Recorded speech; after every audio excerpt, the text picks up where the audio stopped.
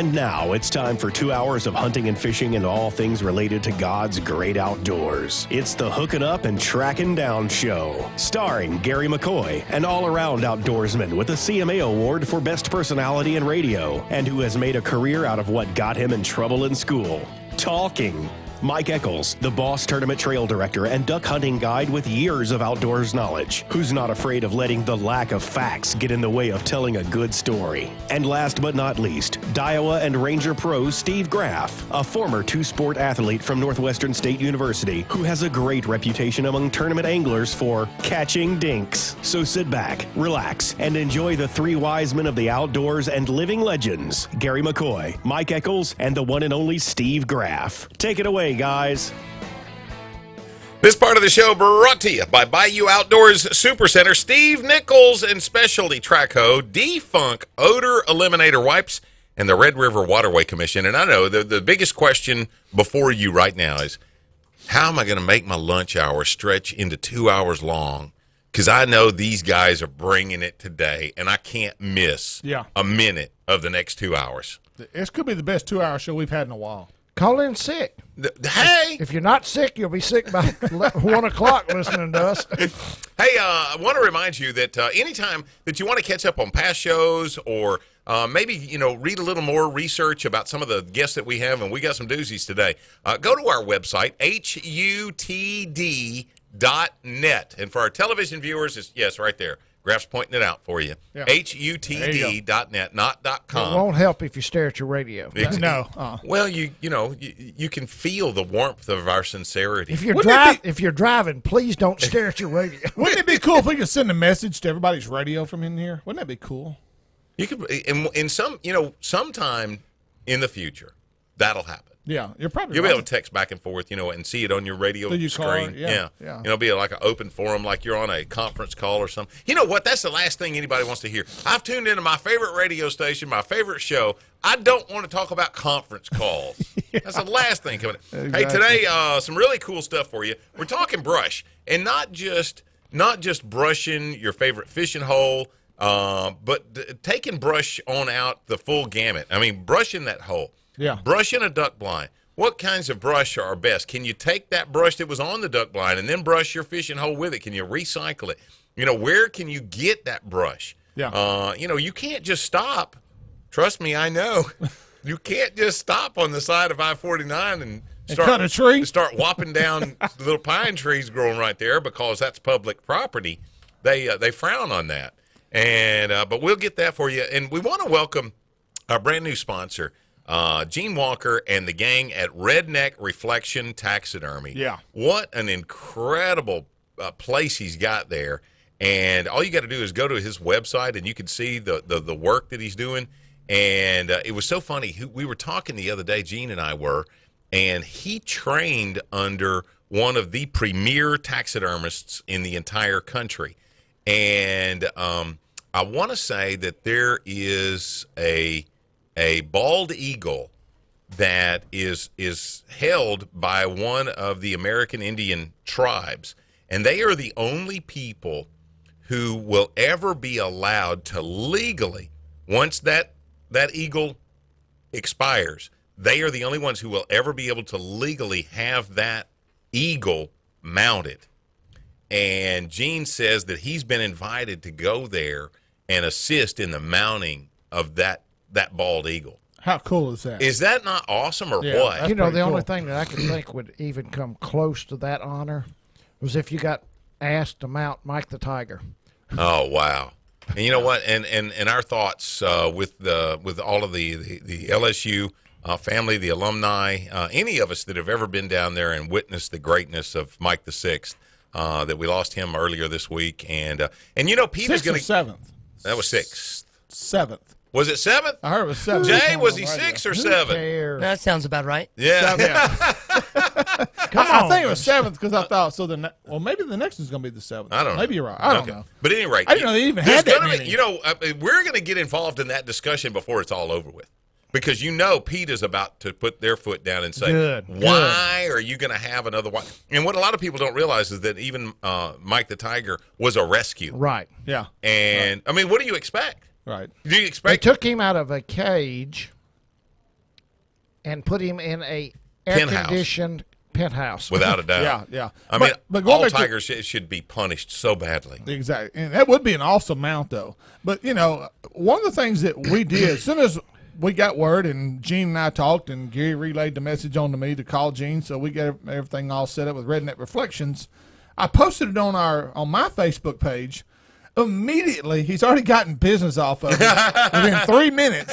Ryan Bates over there, and Ryan's a what do you call people that work on chiropractor? Okay. And Crackerpractor. Yeah, crackerpractor. But he's more than a chiropractor. Trust me. He got my daughter ready to play a basketball game in 2 days after a severely sprained ankle. Wow. He is a genius and a miracle worker. Do you know a chiropractor can make your nose stop running? Oh, can he really? Well, I Yes. need to go right now. They can do something. They can make your nose stop running. I need to go see Ryan then.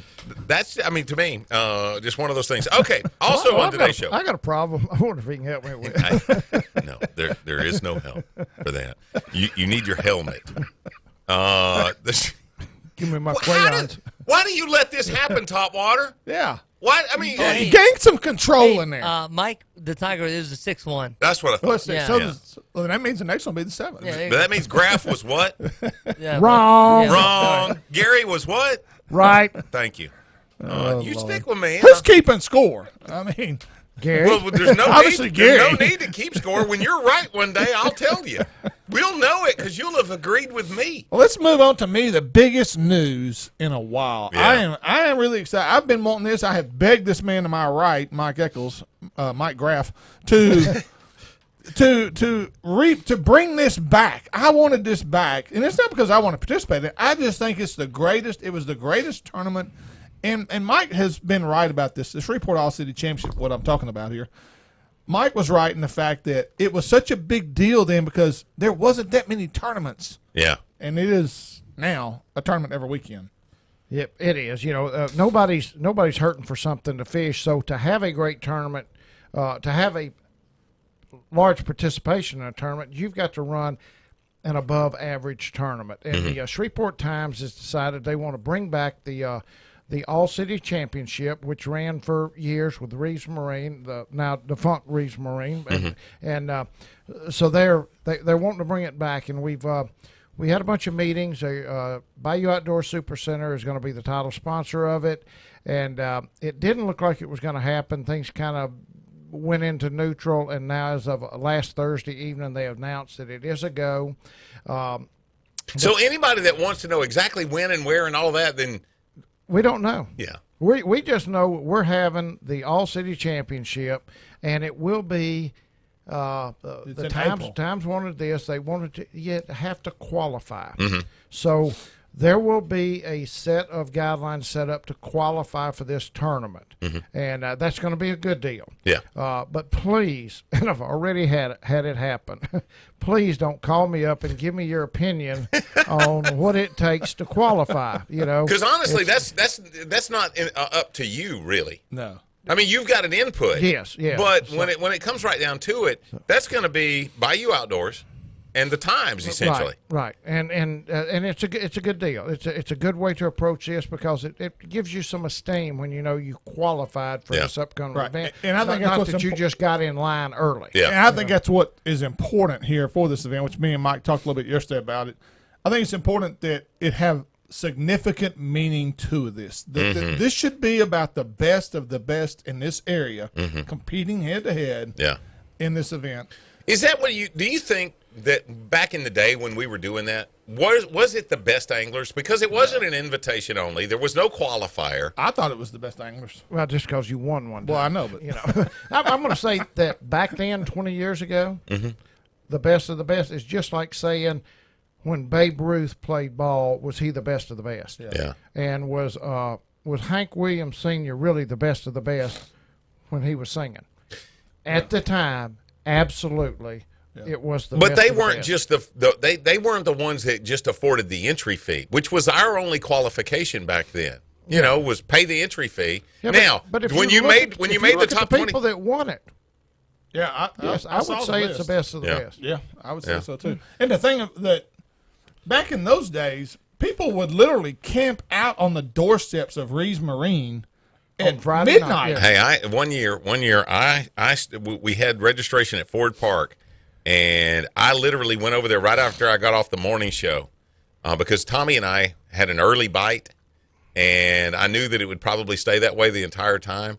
And I was I went over there at 11 o'clock on Friday morning so that I could be the first person there for the registration that next day. And we got to be boat number one and wound up. We finished in the top 25. Didn't have Gerald and Joe Humphrey actually won the first tournament because it was two tournaments. You had the 100 people. And they brought the top 20 back. And then it was top 25 back then. Yeah. And now that was the year that we ultimately won the city championship.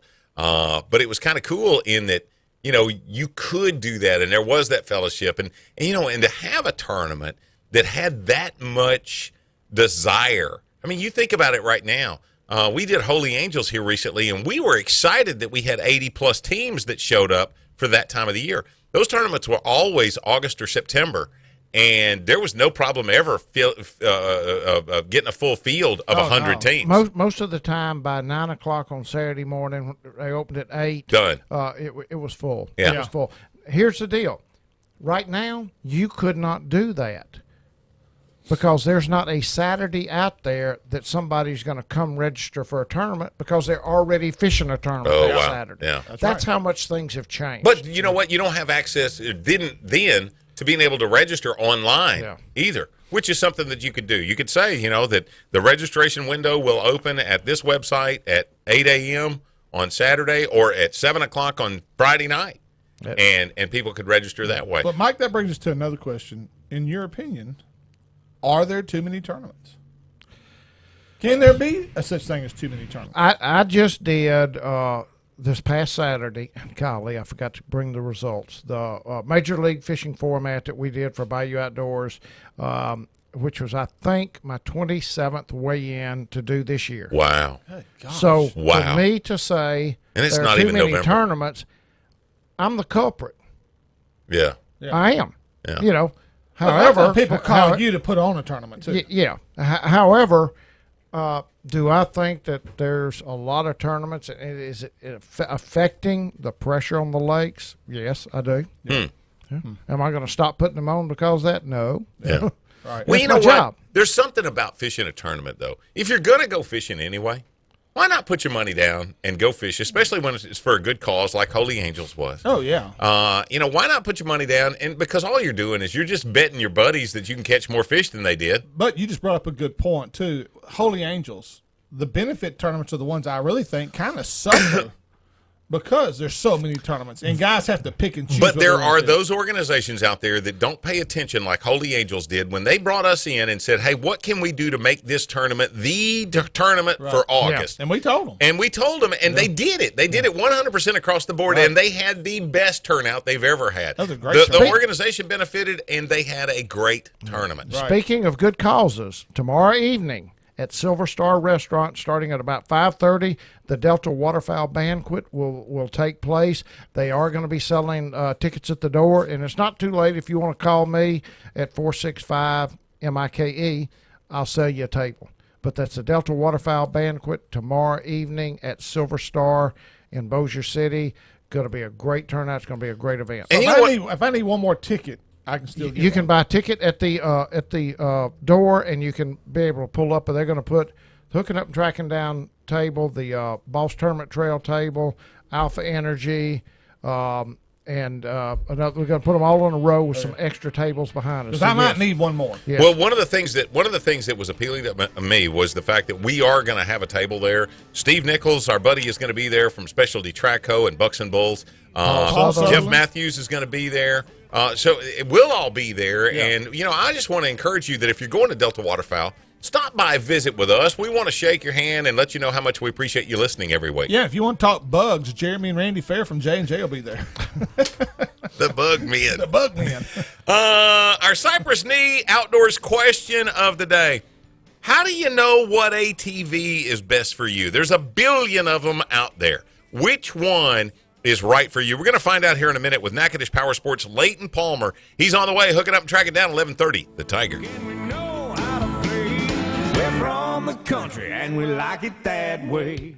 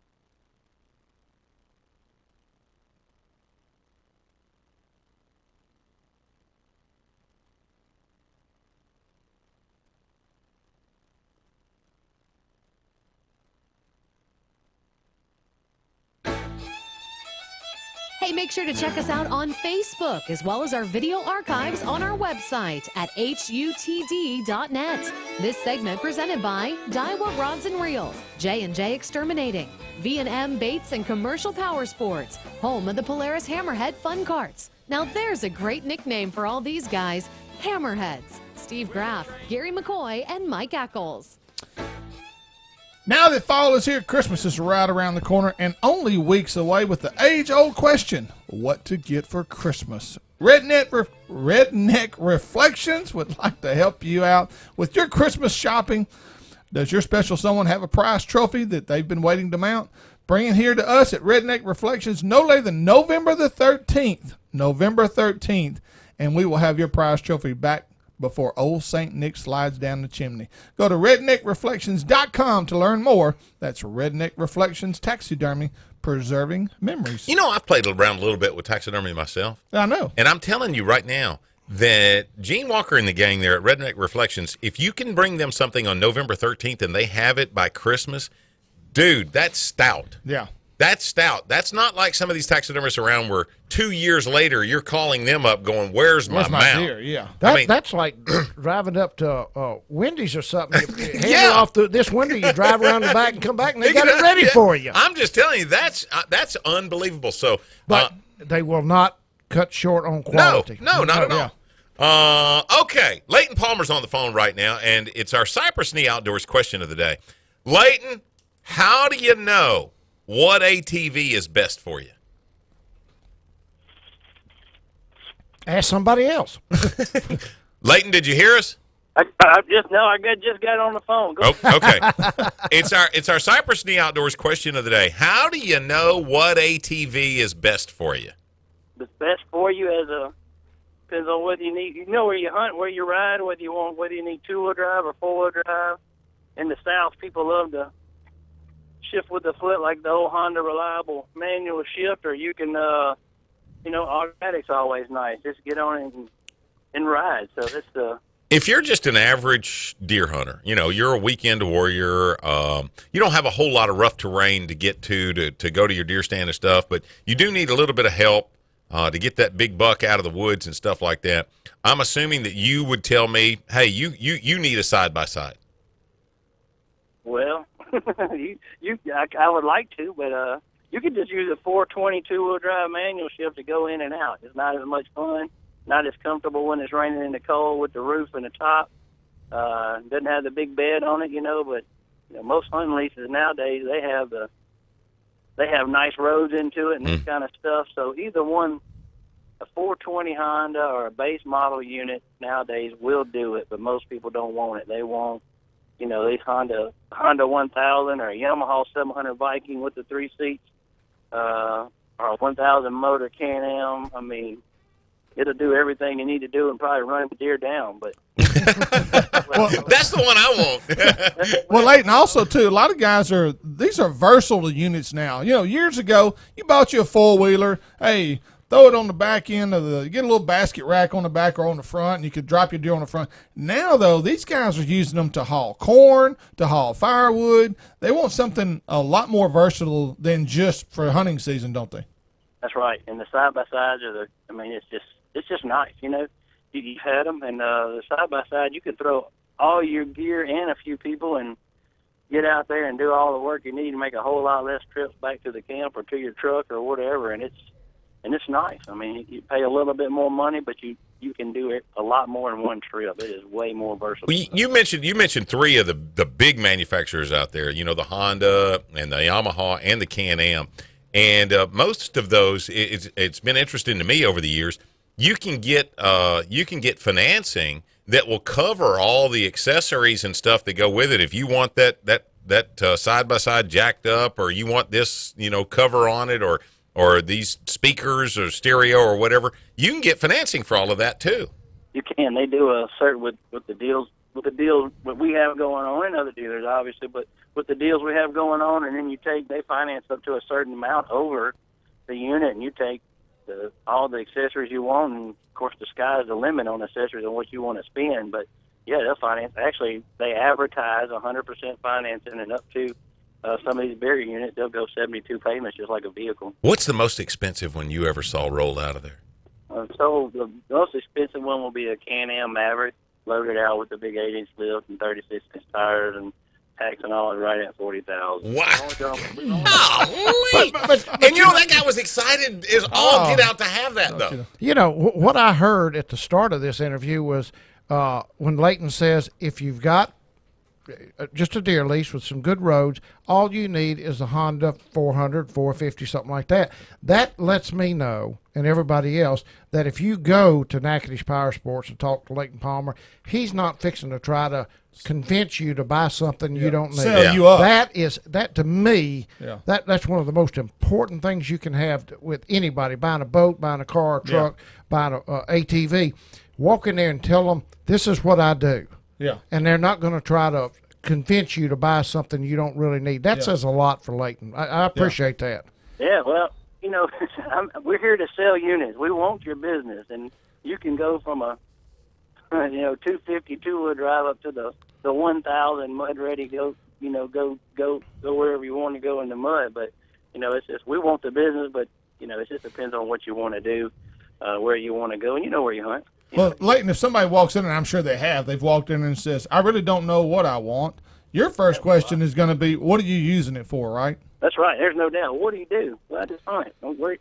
You got any bad mud spots you got to go through? Well, I got a couple of them. I'll tell you if I need four-wheel drive or hills. If you've ever ridden up and down hills, it's just easier on a four-wheel drive to do it. Not that you can't do it on a two-wheel drive. But anyway, that's exactly what you do. Just kind of, what are you doing? What do you want to do with it? And then, of course, the next thing is money, and when we go over the options of that, here's this. Of course, now the salesman aspect comes out. We keep them dressed up on the floor now, loaded out with accessories, and those always look the best until you get ready to see what the note's going to be. So, Leighton, now Graff is obviously the prize pupil when it comes to maintenance and stuff like that. He gets everything taken care of every year. He does that in July. He's never a rush. But let's just say that somebody right now is saying, golly, I didn't realize that we're only a couple of weeks away from deer season. It snuck up on me. How backed up is your shop right now if somebody's just wanting to get some routine work done? We try to work in services as quick as we can, but it's funny you say that. I had a guy walk up and unload it and said, how far back are you? I said, well, I'm a week right now with everybody coming in because of hunting season. He goes, and I don't know why. He said, I was stupid. I did the same thing. I could have done it back in July, and here I am waiting 2 weeks before hunting season. I said, well, basic service stuff we try to knock out as quick as we can because it is easy. But we are backed up about a week right now because everybody wants it right now. Oh, yeah. Waiting until right now. So another thing I did with Leighton. I'm trying to get people to bring it in early. It just doesn't work. You don't think about it till it's time. Right. Another thing I did with Leighton this summer, guys, I have these big mudders that I have. Matter of fact, Leighton is the one that, he's the one that said, hey, this is what you need on your rhino, wherever you're hunting in Red River Bottom over there where y'all are hunting. You need something to get around in the mud because we're in the mud a lot. I had these big mudders, but they were hard on my yard in the off season. Mm-hmm. They would just rut up my yard. So you got some turf tires too? I went to him and I got some lower level, but they're not the higher level mudders with the big grips on. They're much smaller, and I just swapped those out, wheels and all, and I did it myself, and turned out great. So and Leighton, he's the one that put me on those wheels and those tires and said, here's what you can get you through, summertime, but get back to the winter hunting season, put these back on. So I got 2 sets of tires. Leighton, I've got another question for you, and in regards to something that Can-Am doesn't even make anymore. You probably know my brother-in-law, Dennis Boyd. Oh, yeah. Dennis had something there at the house. We still got it, but I think it's got to be destroyed. It was what was it called? The Commander, I think. It was a battery-operated type of a Can-Am. Yeah, they tried the electric one. I'm not saying they're still not trying it, but they've obviously slowed down weight production. I don't think they have anything new right now, but they tried to get in the electric market. That's correct. I don't know if it was just tail end of the economy or economy starting to kind of fall at that point, or whether it just electrics just aren't as popular as they have been. That was my question. Is there a real market for that? Oh, yeah, Bad Boy does pretty good with them from what I see. Okay. And I don't see a lot. They do pretty good with it.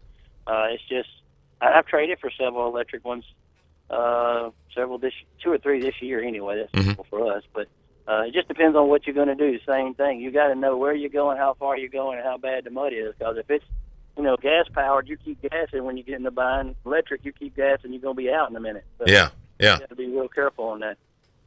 Leighton, another question I got, and I'm glad you brought that up. You've taken some on trade.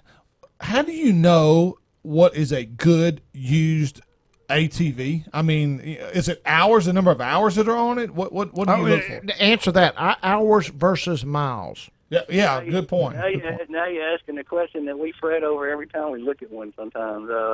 We go through the scenario of cranking and letting it run, letting it get hot, see if it smokes, see if most of them are liquid cooled now, let the radiator run, make sure it kicks on and off, check the oil, wiggle all the wheel bearings, you just see if you hear any motor knocking. I've seen guys, I've traded for some with 8,000 miles on it, and it was a good in shape bike.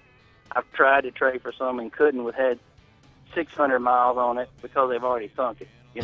It's just as far as I'm concerned, it doesn't. It's between the seat and the handlebars. Who we're riding it. Mm-hmm. Okay. Who we're riding is going to tell you. It may tell you a lot. So.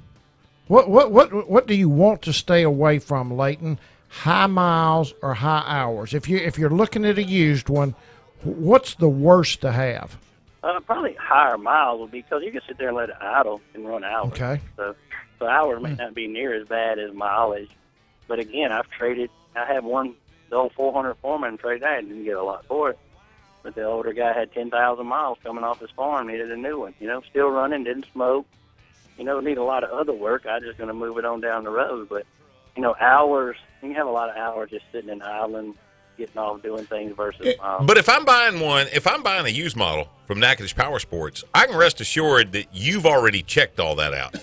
We try to disclose everything. If it's service stuff, broken boots and all that stuff, we look at it, we go through it, we service it, and get it ready. And you're welcome to test anything we have. We let them test right around the parking lot. Obviously, we're not looking into the engine, but if it's in good shape, we tell you it's in good shape. I don't know how else to word it. Mm-hmm. Is there any chance I could test drive one from y'all, Leighton, for 60-day duck season? But Leighton, another thing too, high mileage on a car may be 150,000 miles. What's high mileage on an ATV? Again, the most I've seen is around 10, 11. I think 11,000 miles on an ATV. Okay. But 11,000. But they hadn't had. You don't really know. Yeah, and how well has it been maintained? That Yeah, long lately. So. yeah. All right, Leighton, if somebody wants to get hold of you to check on maybe some of those used models or maybe those three great brands that you've got there in Natchitoches Power Sports, what's the best way? Website? Call you what? All the above. Natchitoches, www, of course, NatchitochesPowersports.com. All one word, all lowercase. And then, of course, it's hard to spell Natchitoches, so the phone number, 318-352, sorry about that, 8174. 318-352-8174. Leighton Palmer, thank you, brother. Thank you, Leighton. Look, good to hear from you guys. All right, man. Leighton Palmer with Natchitoches Power Sports. If you're going to buy the ATV, try to have that question answered for yourself before you ever show up. Yeah. What am I going to do with this? Am I going to have to go through mud? Am I going to have to haul stuff for a long distance? What is my real application? I'm a side-by-side guy, and most of the side-by-sides now are bucket seats. Mm-hmm. Yeah. I will not have one with a bucket seat.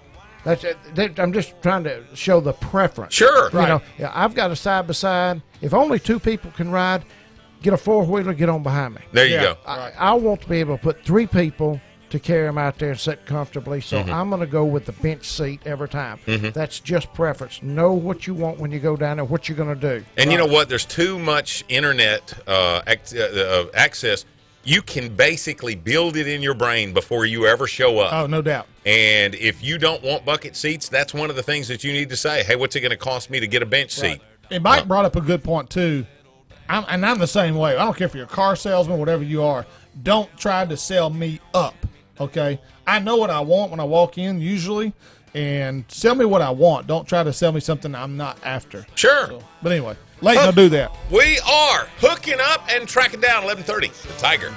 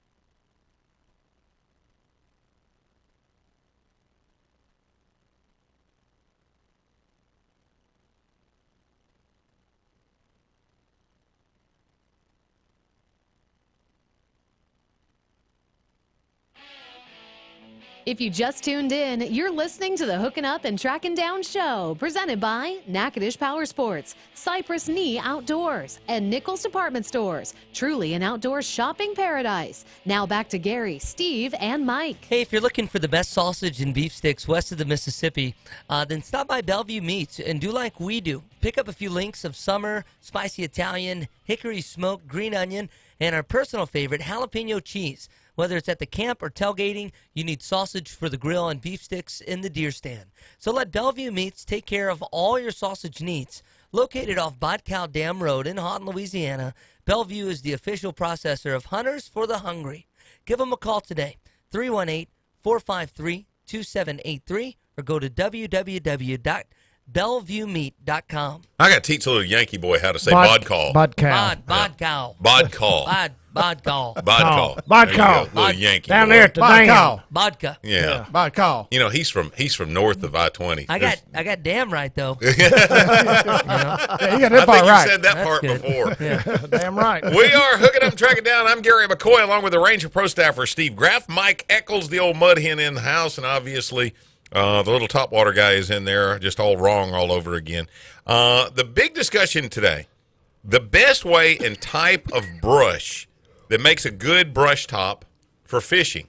And you know what? I'm going to say that anything's better than nothing, but too many guys for too long thought that a Christmas tree was the end all. And I'm going to tell you, if you can't fish it, it doesn't do you any good. And you stay hung up in a Christmas tree more than any other top that's out there. Well, there's a couple of secrets because I fished with a guy that was an expert with Christmas trees, and it was Randy Fair. Mm-hmm. Randy is an expert when it comes to sinking brush tops, especially Christmas trees. There is a method to his madness, and every one of them that we ever fished held fish. First of all, you thin the tree. Do not sink a Christmas tree with all the limbs on it. You don't need them all. Second of all, what you use and the way you tie those trees together is critical, because that's what creates the canopy. It's almost like you took an umbrella upside down and you set it on the ground with opened up, and it creates that canopy upside down. That's what he did with the Christmas trees. Formed them in a circle. The way he weighted them, the way he tied them, ensured that they had that 45-degree angle all the way around that top. I'm telling you, he knew what he was doing, and that's my experience. Now, some guys will swear by Willa, you know. Let's back up, because I think we got the horse before the cart before the horse. Okay. I don't care what you do. I don't care what you put out. Is it location? That's it. You bet. That's right. Let's start with Now, that. that's a before numbers we- game. It's a numbers game. You can pick 10 great locations, and only one of those tops is still going to hold fish. Some people have a knack for figuring out where they need a top, but you can put the best top in the world out in a poor location and never catch a fish off Amen. of it. You're exactly So, right. You're right. You know, you first off, you got to be prepared to work, and you got to. It's sort of like being a salesman. You're going to get 9 no's before you get a yes. Exactly. So, yeah, you better be prepared to handle the rejection of doing all that. And I work. can tell you, with Christmas trees, don't put that in your fiberglass boat with carpet. Oh, dude. Now, you know what? I'm going to go back to the days when we caught, I would say, on Cross Lake, 90% of the fish that we put in a boat around the top. And there was always one thing in mind. You know, what depth, and you definitely want that not on a flat. Seems like that, if you were on a flat, you have to be in a structure change, not cover change, a structure change. We're talking about water that was falling from 4 to 7 or 7 to 9. Transition area. Some type of a transition area. If you could make those fish, if you could put that cover in a natural funnel, a pinch point, like we were talking about with deer, it seemed like it was better, especially if there were times when you knew that those fish would stack there in current.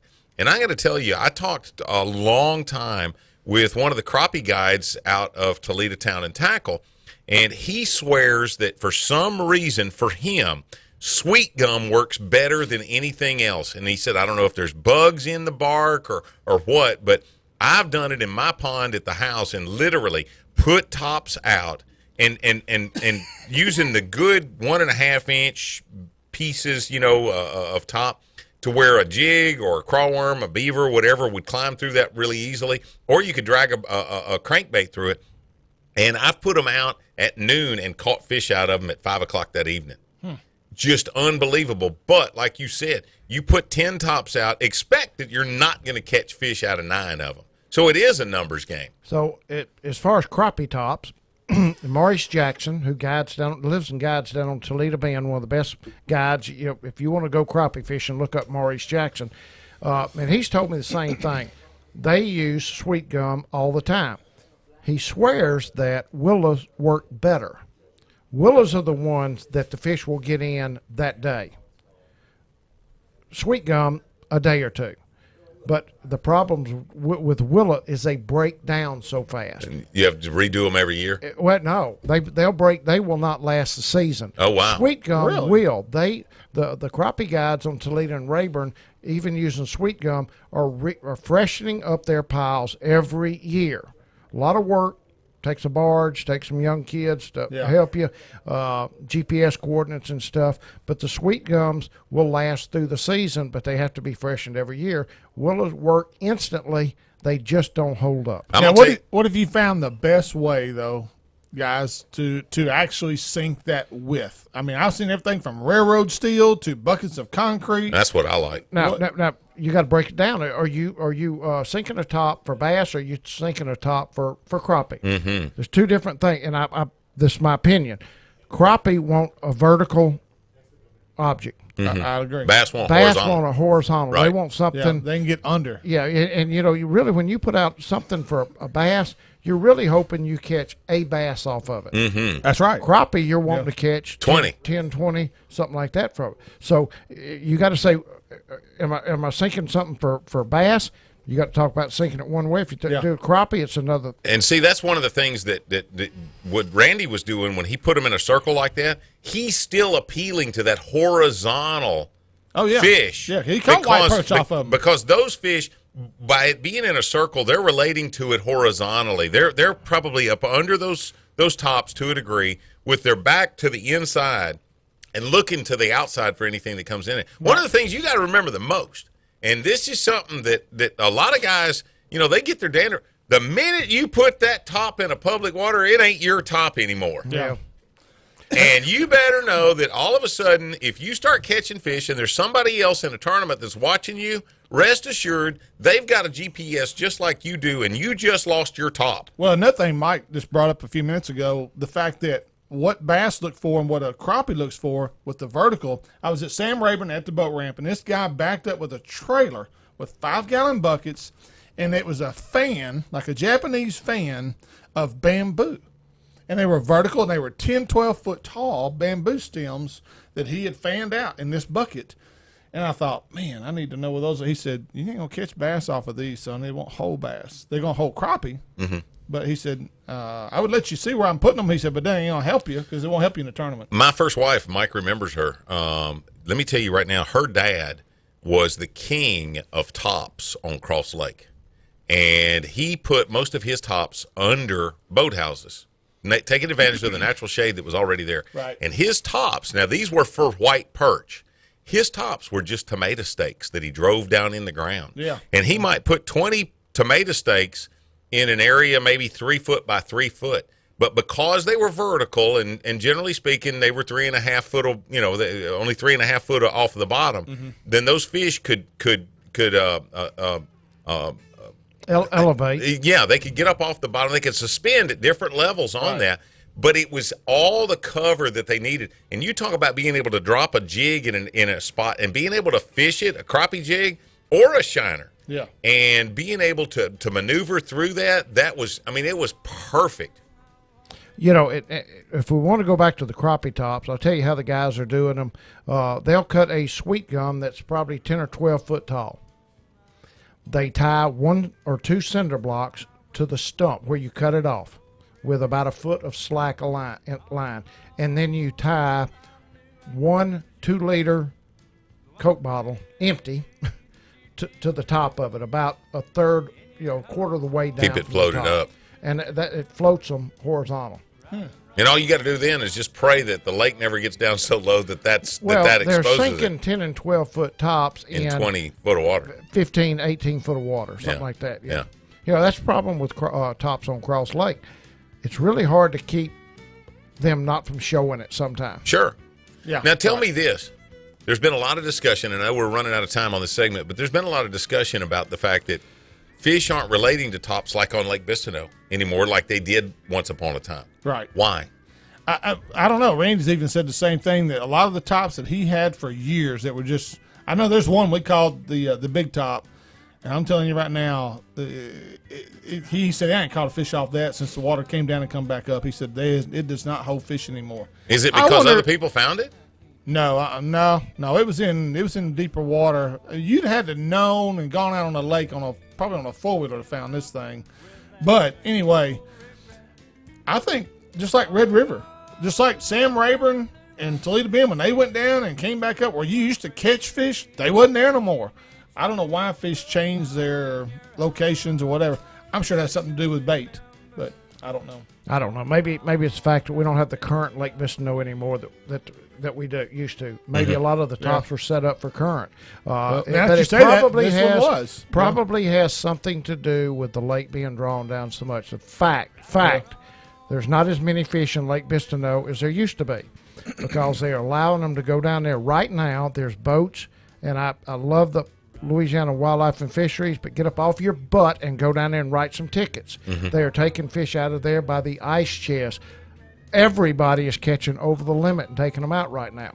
There are less fish in Lake Bistineau. However, when you have less fish, you've got bigger fish. Yeah. So where you used to could catch 10 fish that weighed 15 pounds win a tournament, now you can't catch 10 fish in a day, Right. but you're catching 5 that weighs 30 pounds. Right. So we've traded that out. Right. We're hooking up and tracking down 11:30, the Tiger.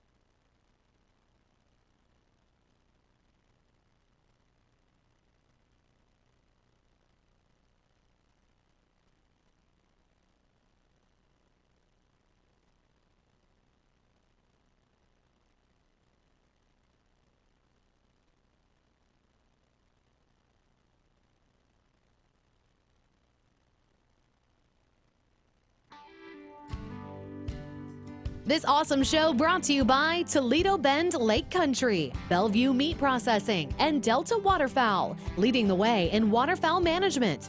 Here are 3 guys that can't manage themselves: Steve, Gary, and Mike. I'm still hung up on the hammerhead thing.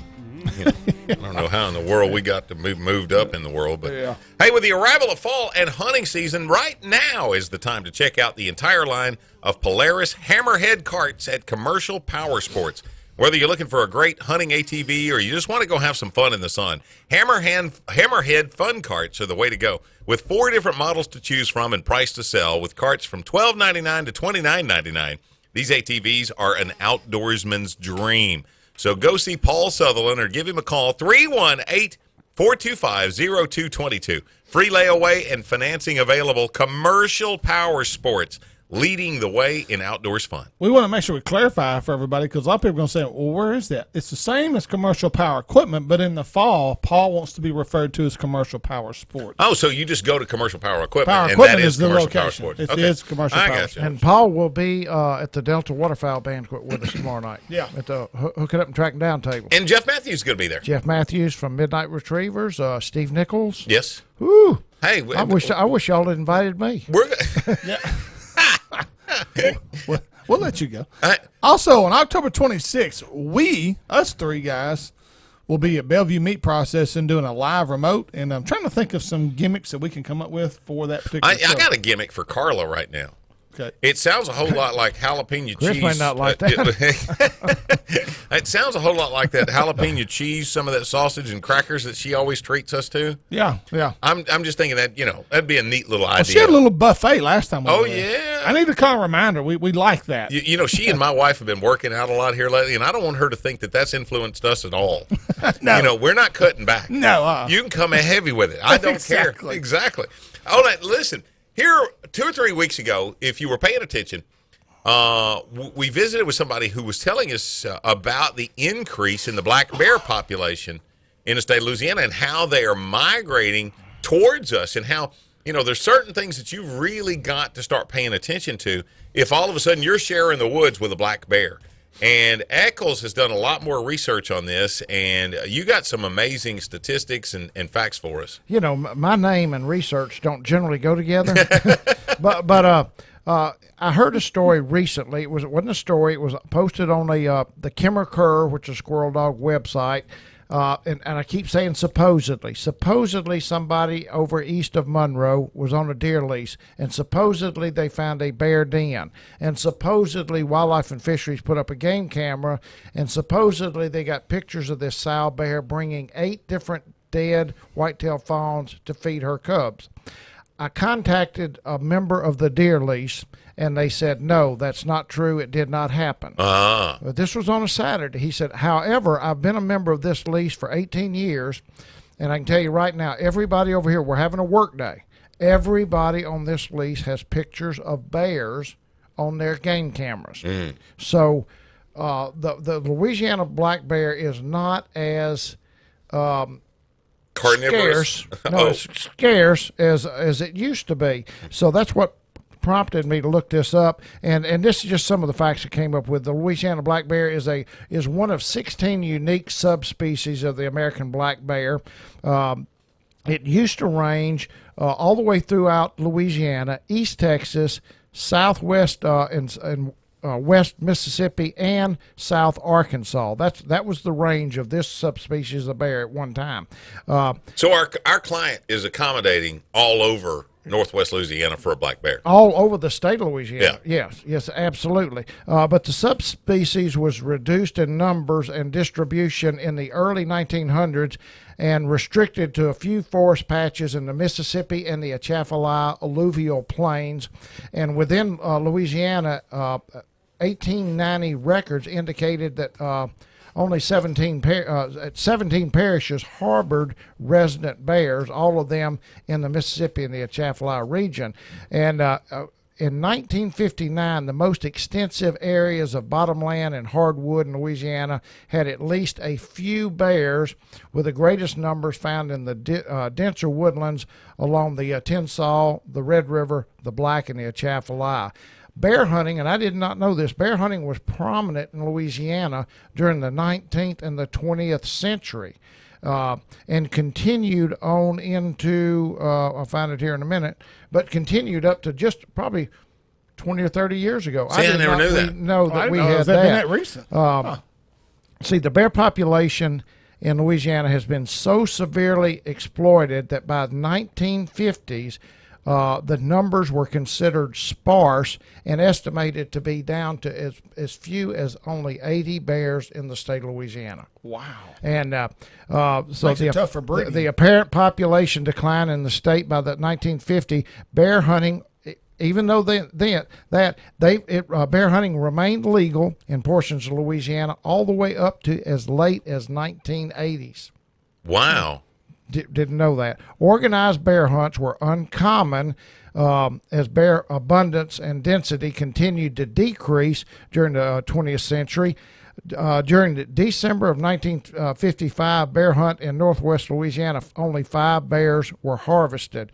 Then the acting director of Louisiana Wildlife and Fisheries during that time recommended that the bear season be closed. This was back in 1959. Be closed because of a small population. And let's see, where was I at? Golly, I totally lost it. While never being totally wiped out from Louisiana, the subspecies had been so severely reduced in numbers and distribution that further consideration for protection occurred in 1981. In 1987, the United States Wildlife and Fisheries was petitioned by Harold Schaffler to list the Louisiana black bear on the threatened and the endangered species. That was in 1981, and I think it finally happened in 1988. The Louisiana black bear was listed as threatened in 1992 on the Endangered Species Act of 1973. That's a number, not a date. So our numbers have obviously increased, not because necessarily maybe the lack of season. Do you think it's because of the number of bears expanding their territory from Arkansas into Louisiana? No, it was, let's see, currently breeding subpopulations of Louisiana black bear occur in 4 individual areas within Louisiana. Oh. That's us, and what they actually call them, actually groups. That they have. It's the same species, right? But they're 4 different groups in the state of Louisiana. Clear this up for me. There is no legal harvesting of a black bear in the state of Louisiana now. No. Right. No. Okay. No. And, big time fine. The areas that have the most population is the Tensas River Basin, the Three Rivers area, Upper Atchafalaya, and the Lower Atchafalaya. And when they say this, they're saying breeding populations. They're not saying that Caddo Parish doesn't have 2 or 3 black bears. Right, but it's not enough of a population to be. Right. Now listen to this. A friend of mine, Jordan Bates, is listening right now, and he said a good friend of his hunts in Bastrop. Would Bastrop be considered the northern part of the Tensas Basin? Yeah, I would say so. Well, I mean, you're right there. You're in the Delta at that point. But that's too far north, Bastrop. Well, anyway, he said he's had several pictures of bears. He said one day he went to get in his stand, and he found the door ripped off, his chair thrown out on the ground, and piles of black hair in the floor of the stand. He said a bear had been sleeping in there. He said, I told him he needs to get a new spot. But you think about it, when all of a sudden you enter that bear into the equation, you've got to approach the game completely different. Well, we're still dealing with, an animal that is scared to death of humans. Yeah. And this gentleman that I talked to on this hunting lease over there east of Monroe, he said they had black bear over there that will go 250 to 300 pounds. Wow. Which is a huge black bear. Mm-hmm. Especially. What's the average one? For our subspecies? 150 to 175 based off our research we did a few weeks ago. Yeah. Okay. So if you're seeing a 200-pound black bear, generally speaking, he's probably what, 5.5 feet tall? Probably. 150 to 170 pound bear is about 4 feet tall. Okay. Shoulder height. So you're talking about that's okay. Shoulder height standing. I mean, on all fours. You're talking about upright. 5.5 foot tall. Oh, okay. Yeah. So I mean, but you're talking about something kind of formidable. If you walk up on him and you scare him as you're walking in the dark, him to your deer stand. Or if you open that deer stand and he's in your deer stand. Yeah, hello. Yeah. I promise you, he's going to have a tough time catching me.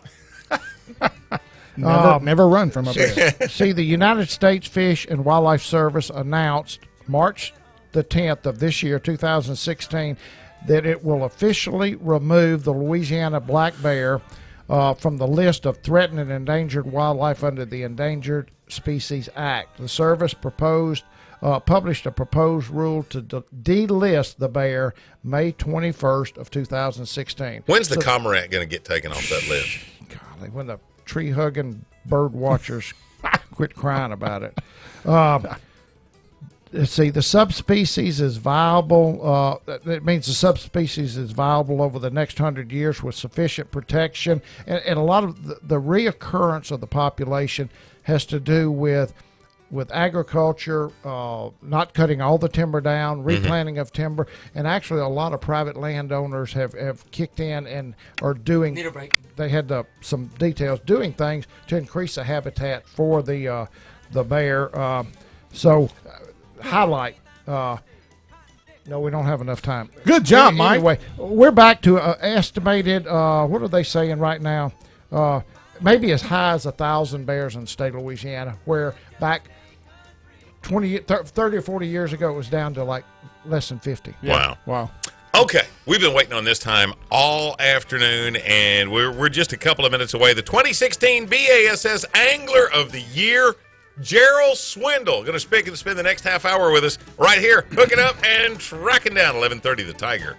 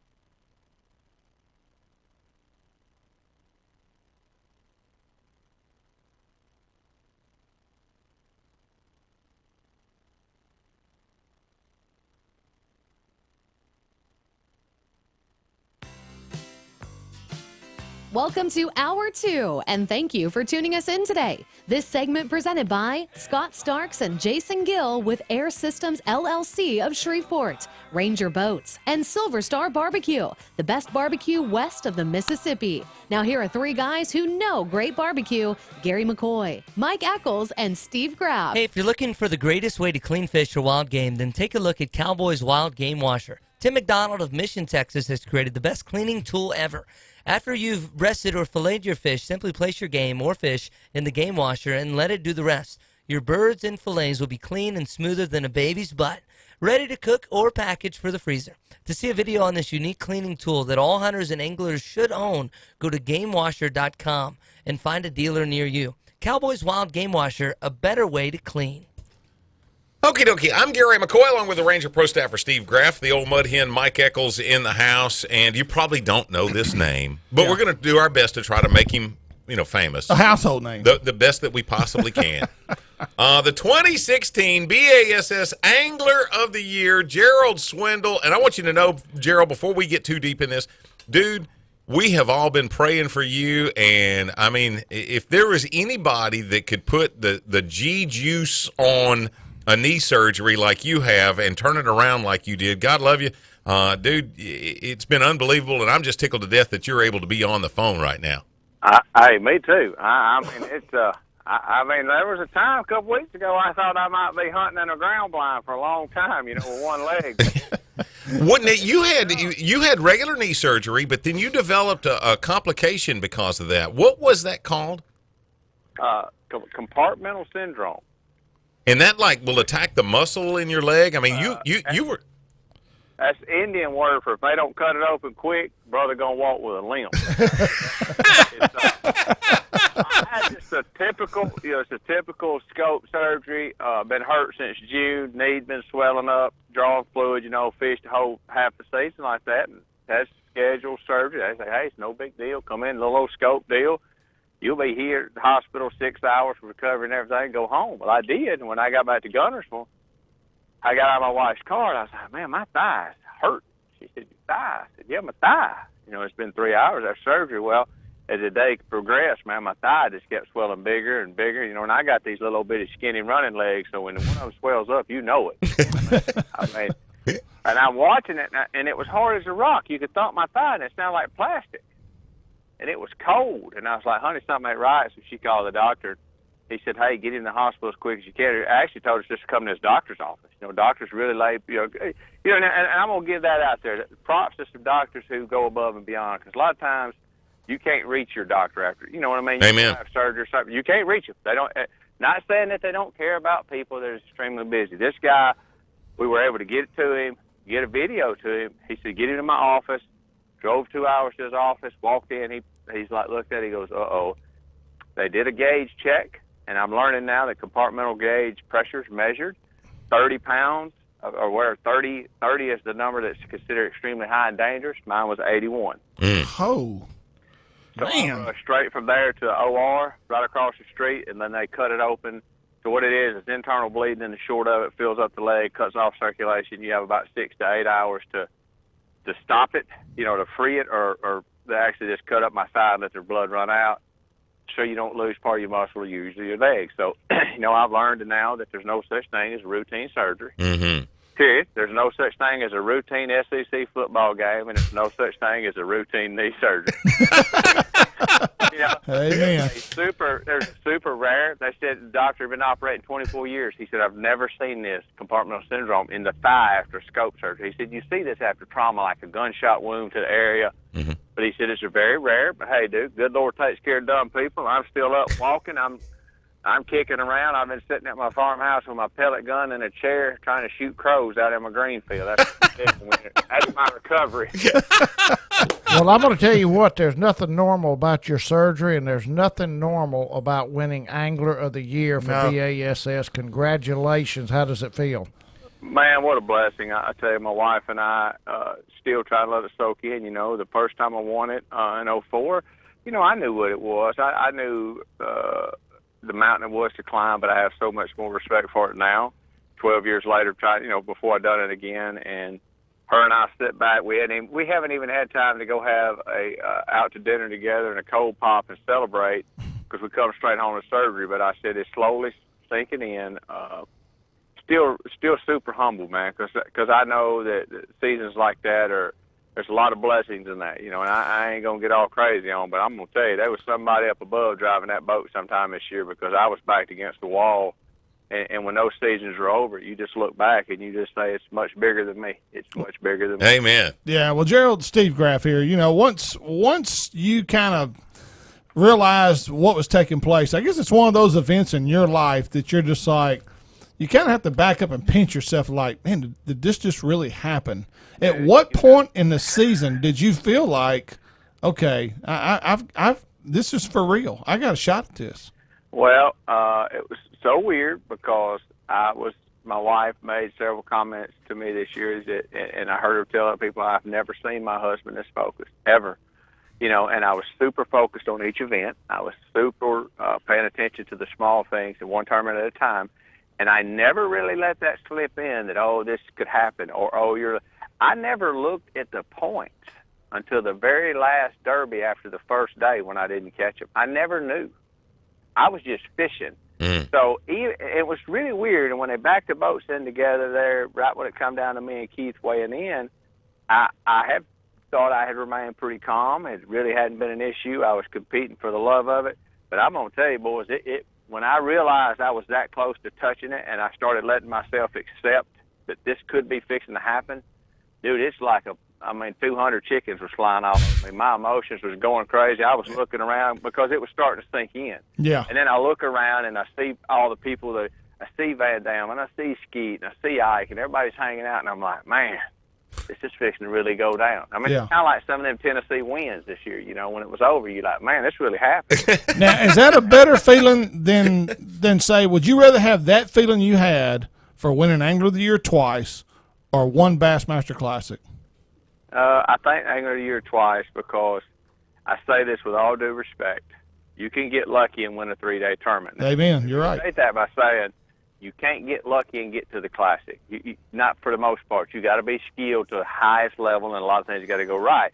but any man can get lucky if things fall your way and win a 3-day tournament. To do it over a 10-tournament series over 40 or 50 fishing days, that's where I take my pride at, is being that consistent. And, I've never been a blowout fisherman, guys. I don't even have an Elite Series win. I mean, I've got a pile of seconds, thirds, fourths, fifths, sixths, and whatever else you can get in there. But that number one trophy's eluded me. But I'm starting to realize that my strength as an angler truly may be playing small ball. And I know you guys know what I'm talking about. Mm-hmm. If you're a baseball team, you don't have any home run hitters. You play small ball. You do the little things right till somebody makes a mistake or you get an opportunity. And I just starting to realize that in my career. That's where I'm at. How long is it taking you to learn that, Gerald? Well, I'm a slow learner. Third grade was the longest 3 years of my life. Well, you know what? I'm glad you brought that up, though. Can you afford yourself a bad tournament and still stay competitive and win Angler of the Year? Can you say, okay, that was just one bad one, but I can get past that? Absolutely, you can. And I'll give you a couple for instance. Aaron Martin won it one year with a bad tournament. Van Dam got DQ'd one year and come back and finished third. 4 years ago, I finished third, lost Angler Year by 30 points in my first tournament, 89th place. Yes, you can do it. You have dug yourself a hole. But I think when we have to, as competitors in any sport, no matter what we're doing, just because you get sacked on the first down, don't panic. Mm-hmm. That's what a lot of guys do in the Elite Series. The first tournament goes bad, they're like, oh, crap, there it is, rest of your season shot. You don't, man. When you get hit with a punch right off the bat, you hunker down, get your balance, and you keep fighting. And I've learned that about this sport. My first two tournaments, I think I had a 34th or a 42nd or something. And I was thinking, man, I don't like this, So I do think you can do that. To answer the question, you can. It's an uphill climb. And all you're doing then is making the slope wet and slippery. But I promise you, if you want it, you can do it. I'm proof of that. One of the things that occurs to me the most often is keeping up with Gerald Swindle and the wide variety of the little videos and the things that you put either on Facebook or YouTube or whatever it might be. What's wrong with you, man? Eating paint chips, dude. I'm telling you, as a kid, we didn't have seat belts, and my mama bounced us off the back seat of an LTD. I mean, I took some biblical beatings that Moses wrote about in the Bible. Those the red words where they capitalize them all, that's the kind of whoopings I took. That's a Jesus whooping. Some of them that they have, revival at the end. I don't know, man. I'm pretty much an open book. It does get me in trouble on social media a lot because I'm learning that not everybody appreciates the redneck with a sense of humor like I appreciate myself. But, on the same deal, though, man, on social media and stuff like that, I'm just the guy that's either dumb enough or brave enough to say, here's my real life. Mm-hmm. I don't have somebody do my own social media. Mm-hmm. I do everything myself. That's why a lot of it's misspelled. And and I tell people that if you come on here and you're an English teacher, you need to go follow somebody else. I'm not your guy. But I will truly, as a fan, let you see what we are. And I'm not, I'm kind of old school, guys. I'm not really ashamed of being country and redneck. Amen. There you go. Has that played more into your favor? Do you think? I mean, we just had Alton Jones Jr. in town, and he recently won the Central Open here. And, he was all downtrodden at first because he had not qualified for the elite. And then he came here, won the Central Open. All he's got to do is fish the Atchafalaya, and he's going to the Classic. Yeah. And if you were going to advise that young man, one of two things. Would it be to be more I guess the word would be socially active like you, because that truly does benefit your sponsors? Or would it be, hey, dude, you need to spend all your time honing your fishing skills? I think you got to mix it up. I tell people on the fishing side, I'm going to answer this in a two-part question, Ben, we have a minute there. I say for the marketing side, you truly need to be who you are, because with today's social media, Bass Live cameras and all that, this is not a society where lying or pretending to be somebody is going to get you anywhere. Amen.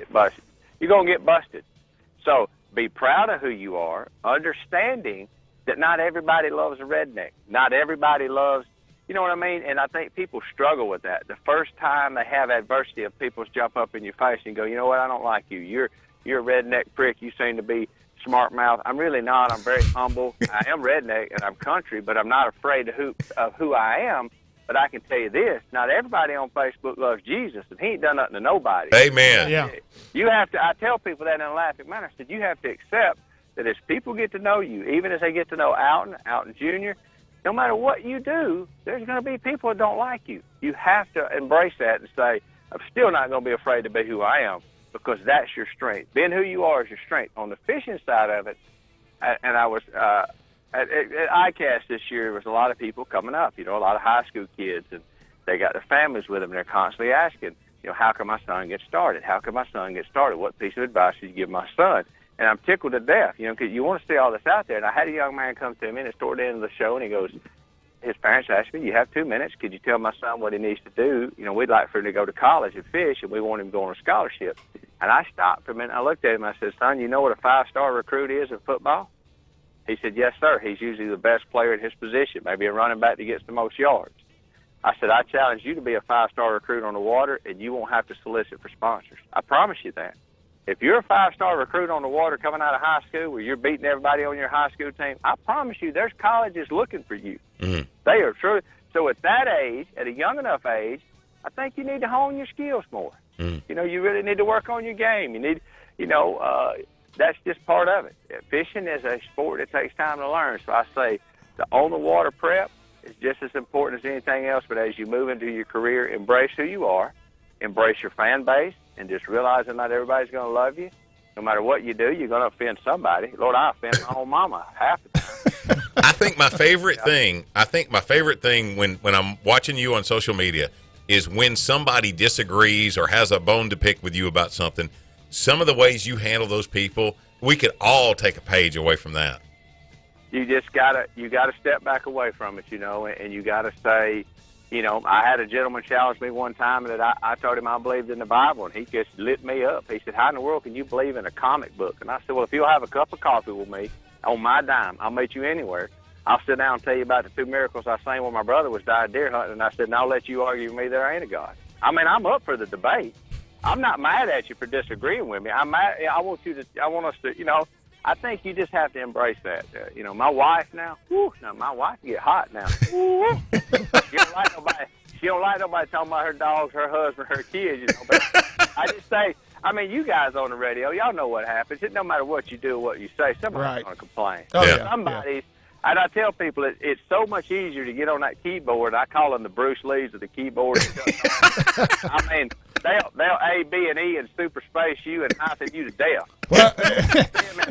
When you see them in person, they're like, oh, man, good to see you, And I think that's the same people that when they stand around a parking lot, they see somebody abusing a woman, they don't say nothing. Yeah. There's people there's people that answer the call and the bell when it's time to be a man, and there's people that talk about you behind your back. The one you want to be.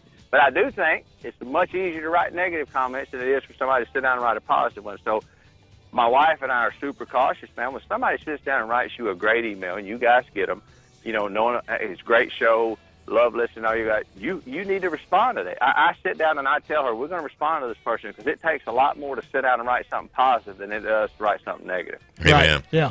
2016 BASS Angler of the Year, Gerald Swindle. Gerald, you got to stay with us because we got a couple of little funny avenues that we want to take you down.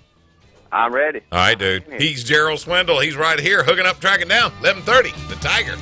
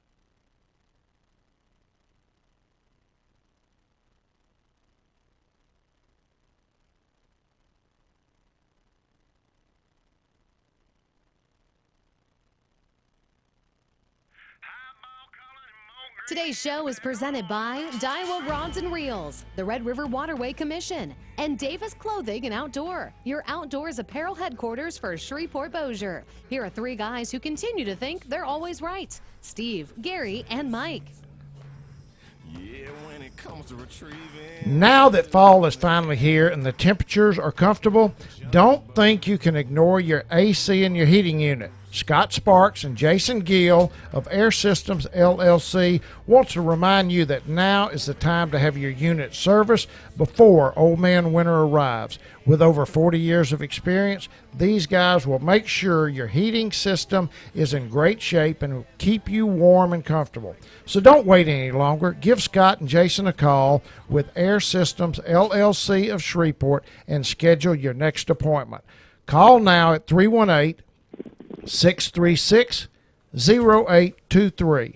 Air Systems LLC, making your life comfortable. He's the 2016 BASS Angler of the Year, Gerald Swindle. Of course, probably, I would venture, probably the funniest human being to ever catch a bass.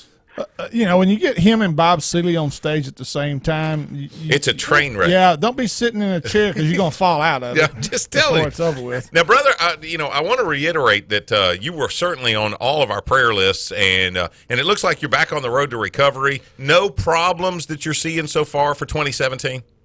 No, man. I just, a couple more weeks of therapy. I think everything will be fine. I told my wife, I said, I'm tough now. I said, I'm like a pair of National Geographic boobs. I'm tough. You ain't gonna worry about it. I had to get out of the hospital. Can you say that on the radio? You did. Yeah, that's right. And it's quite all right. You're Gerald Swindle. Okay. I told her I'm tough enough. We'll be fine. Well, the big question, for a lot of us outdoorsmen, we're starting to look forward to November the 8th, and maybe a little apprehensive. It's going to be one of those where you just got to pinch your nose and vote. What outdoorsman would Gerald Swindle vote for President of the United States? And it could be a deer hunter, duck hunter, fisherman. What outdoorsman would represent our interests the best? The Pig Man off the Sportsman's Channel with the TV show Pig Man. I love that show. I'd go Pig Man all the way. Anybody who will put out corn for pigs will look at the camera and say, I'm baiting them and I'm going to shoot them in the head. I'm like, I like this guy. I like him. Is he from Alabama? No, he's actually from Texas, man. He's a South Texas guy. Oh, okay. He had a bad wreck, dude. He's a year and a half out of recovery. He had a bad wreck and almost died, lost his eyesight in his right eye, and he's had to learn to shoot a bow and a gun and everything opposite eye now. So he's made a big comeback. But I like his show. It's truly entertaining. You never know what he's going to say, but he will do, especially when he gets with Ted Nugent. Woo! They shoot some stuff. What would you think of Ted Nugent as a presidential candidate? Well, it'd be funny. I mean, right in the middle of it, can you imagine his campaign would be sponsored by, like, Tinks? His American tour bus would have, like, archery signs all over it, sponsored by Tinks. Presidential debate brought to you by Summit Tree Stand. Yeah, I should really take medicine for that. I think that's the problem, your own medicine. Hey, the only way this interview could have been better if we had had you just about 6 hours out of surgery. Oh, yeah. Well, I had some serious questions I was going to ask you, but those are just falling by the wayside. Yeah, those are. I mean, I'm thinking back on the hunting side of it. I mean, here's my thoughts. Is there a tag limit or a bag limit on all these clowns that are scaring people? I mean, is there a season? Can we hunt them over bait? I mean, is it archery? Is it how do we take them? Can we get them on a 10-foot flipping stick? I think we should have a little old clown derby. I think it's a corn dog. You put a corn dog on a flipping stick from the circus, you catch a clown. I was thinking that one of them little squeaky, my grunt could be like one of them little bike squeaker horns, one of them, just got through the woods blowing that thing, and one of them clowns. What about, would you target the one with big feet or rainbow hair? Which one would score the most? Yeah, what makes a trophy clown? And what kind of camo do you wear for those? Well, that's what I was thinking. I mean, you could wear your tie-dye. He would think you're just one of them. But you could get caught up in friendly fire if you live in Alabama. Now, you know what? That's what. Are you Alabama born and bred? I mean, was Alabama your home your whole life? How can you even have to ask that No, question? no, because I don't know. I don't know if he was in Tennessee and moved down to Alabama. Actually, I'm a Mississippi. I was born in Jackson, Mississippi, right down on the reservoir. And my dad, we moved from there when I was 8 years old. So I've been in the deep country of Alabama since I was 8. Okay, so here's the biggest question that you'll ever be asked on an outdoor show. Okay. Are you ready? Yep. Is it Alabama or Auburn? I'm going to take coaches. I'm going to take Saban for the tie because, stupid, I believe in what he does for our program. I like Auburn. I think they have some great athletes. I don't think there's coached as well. I like what Saban leaves as a player, as a young man, to what he's going to be. Now, he has an advantage. He has 5-star recruits lined up waiting to play, so if one gets out of line, he can kick one off the team. But I do think that sends a message to those kids that there's going to be some repercussions for your actions, and to play ball on the best team in the world, you're going to be disciplined. Amen. I kind of like what Saban does because I think he don't never let his kids get bigger than the program. Now, I do watch a lot of football, so I would get a little off on a tangent on that, but I do think that's part of that. He don't like that. He likes his kids to remain team. And we got to look at guys. They're still kids. You bet. Oh, I know that. See, that's what I was. Do you think a collegiate fisherman probably has his head screwed on a little bit better than the average collegiate football player? I would think so. For the most part, I would say that the high number of them do, because most of them are probably there on a small scholarship and with the help of mom and dad. It may not be super loaded. They doesn't have a national exposure at that time. They don't, they're not recognized everywhere they go. So it's a little different feeling to them. And I'm gonna say, I don't envy some of those kids in high school that are at college that are super recognizable when they go out. At that young of age, man, that's a lot to control. Mm-hmm. All of a sudden, you become a household name overnight. I think there's where we let them down as a society or as a coach, is to try to mentor them into men as much as, hey, let's just win a national championship for LSU or whatever, or Auburn, and let's just make the money and move on. Well, let's remember, they're still going to be citizens. They're still going to be out here. So I think that's where when I watch football, I'm super, super big against this bad sportsmanship on the field. I just get so mad I just want to start slapping people. I'm watching Mississippi State play last week. They're losing 388-0 in the first quarter. And yet they want to get up and start a fight. I just want to call timeout, walk out there with a microphone, and ask him, son, exactly who are you going to whoop?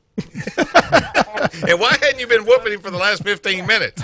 You want to just take his helmet off, hold the mic, and say, now tell him who you're going to whoop. That scoreboard. They got 3 digits on their scoreboard. 3. You have to lose by 100.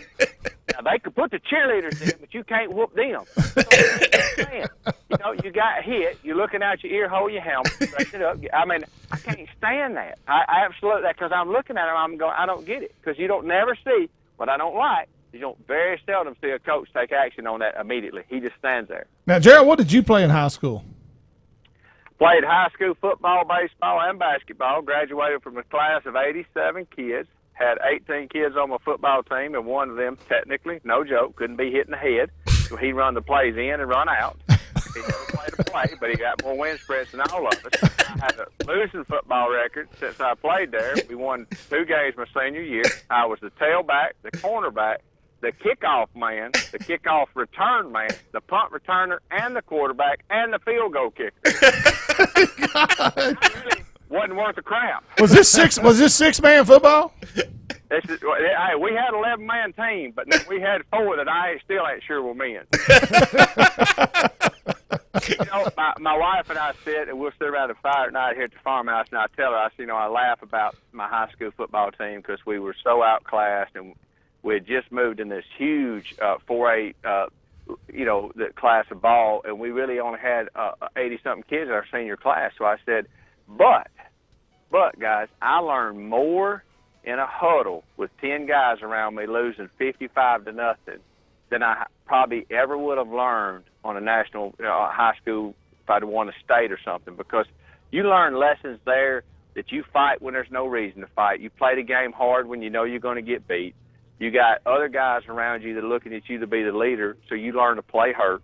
I think the lessons I learned then, I had no idea would affect me as I went on through life. because I can remember games where it was just absolutely horrible. You know, it'd be in the 60-something to 7. Yeah. You know, and then you learn. Well, do you just quit? Do you lay down? And I think as we watch, and now if you love sports, and you guys do, you watch high school kids, man, the first time it gets tough now, everybody just throws their toys down and goes home. Yep. Everybody. Or comes out injured and they're really not hurt. Yeah. No, I ain't going to play for that coach. He don't like me. Or, Yeah. You know, I got turf toe or I got water in my ear. I can remember playing with I missed 2 plays my senior year, and the 2 plays I missed, I got knocked out. And there wasn't no concussion protocol back then. No. They woke me up, and I told him it was snowing. He said, perfect. Go play.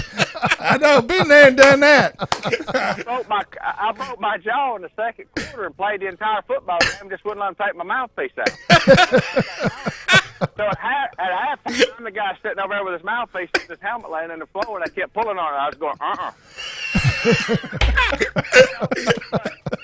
Where is that at nowadays? Why? You know, and I've got a nephew that played ball at Jacksonville State for the last 2 years. He's out on the, he's hurt this year playing, and he's a 6'5", 300-pound kid, you know. And I'm looking at him, I'm going, where's your heart, son? Where's your heart? You know, that's what pisses me off when I watch kids. Where's the heart? Yeah. Well, that's because a lot of these parents today, Gerald, and I've got some family members that, you know, if their son stumps their toe, they're calling 911. You know, I mean, come on, man. My daddy put Robitussin on an open broke bone. Hey, you said my grandfather believed Watkins salve would cure brain damage. Hey, I tell you, I had enough salve rubbed on my chest that I think the whole world smells like Vicks Vapor. My daddy drank, he said grape juice and crackers would cure appendicitis. Robitussin would cure pneumonia. And if he would always say, well, if you're too hurt to play football, you can come home and go back to work on the farm. Amen. You could have been dragging your femur. You're like, no. My daddy that worked like 400 men. I said, I'm not going home. Brother, you just can't imagine how much love and respect that we have for you and how proud we are for you. Yeah, man. I mean, you know, you played hurt all year with a knee, and thank the good Lord that everything's coming back together. I just cannot wait to see what happens over the course of the next 12 months. You're an inspiration to us all, man. Guys, I really appreciate it, and I'll leave with this thought, and I mean it. You just remember I told y'all this. God takes care of dumb people. Amen. We're living proof. Yeah, exactly. That's the only reason we're still on the air. Yeah. I'm talking to them right now. They're going, yeah, we know that. Tell us something we don't know. Thank you, Gerald Swindle. Y'all have a good one, guys. Take care. Thank you, Gerald. God broke the mold, and then he made the G-Man. I'm just 2016 BASS Angler of the Year, Gerald Swindle. I'm telling you right now, that's the kind of radio that you tune in to get, and we try to deliver week after week. We are hooking up and tracking down 1130, The Tiger. Short on religion. He said a prayer.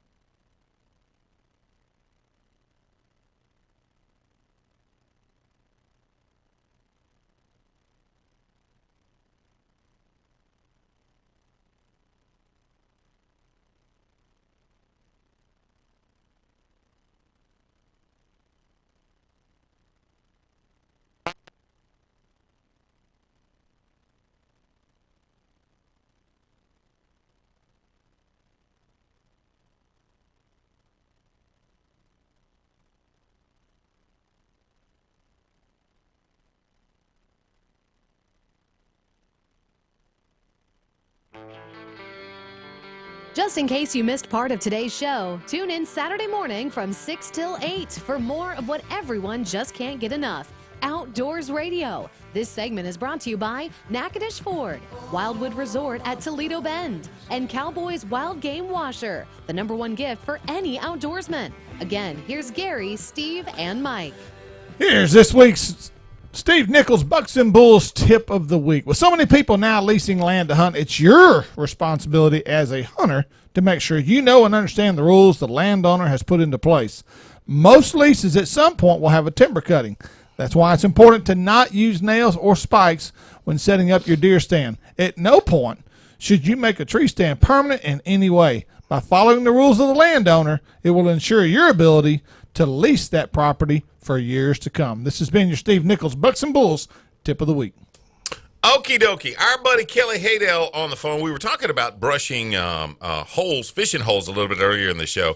Well, Kelly's got some tips for us on brushing your duck blind. And one of the first things on this, Kelly, don't do it too early, right?